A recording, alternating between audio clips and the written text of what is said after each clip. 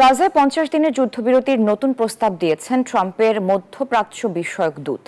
যদিও হামাসের দাবি সফল যুদ্ধবিরতিতে ভয় পান নেতানিয়াহু। গেল কয়েকদিন ধরে গাজায় ত্রাণ প্রবেশ না করায় খাদ্য সংকটে রয়েছে ফিলিস্তিনিরা। চলমান পরিস্থিতিতেও ইসরায়েলি হামলা অব্যাহত রয়েছে। এতে প্রাণ হারান আরও ৪ ফিলিস্তিনি।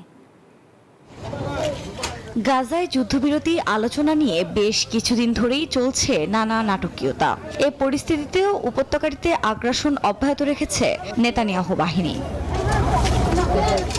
এর মধ্যেই এবার ৫০ দিনের যুদ্ধবিরতির নতুন প্রস্তাব দিলেন ট্রাম্পের মধ্যপ্রাচ্য বিষয়ক দূত স্টিভ উইটকফ। জেরুজালেম পোস্টের বরাতে জানা যায়, উইটকফের কাতার সফরের পর নতুন যুদ্ধবিরতির প্রস্তাবের রূপরেখা উপস্থাপন করেন তিনি। পরিকল্পনার অধীনে হামাস প্রায় ৫ জিম্মিকে মুক্তি দেবে এবং মরদেহ হস্তান্তর করবে।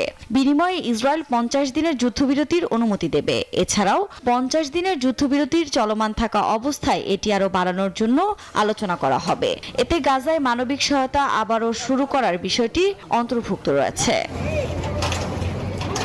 যদিও হামাসের দাবি সফল যুদ্ধবিরতি বাস্তবায়নের ভয় পাচ্ছে ইসরায়েলের প্রধানমন্ত্রী বেনিয়ামিন নেতানিয়াহু। সেই সঙ্গে আইডিএফ এখনও উপত্যকাটিতে ত্রাণ প্রবেশ আটকে রেখেছে বলে অভিযোগ গোষ্ঠীটির। এ অবস্থায় খাদ্য সংকটে পড়তে পারে ফিলিস্তিনিরা। এদিকে শনিবারও গাজা সিটিতে ড্রোন হামলা চালিয়েছে ইসরায়েল। এতে নিহত হয়েছেন বেশ কয়েকজন ফিলিস্তিনি। স্থানীয়দের অভিযোগ, প্রতিদিনই গাজায় যুদ্ধ অপরাধ করছে আইডিএফ। আফরিন মৌ, নিউজ 24।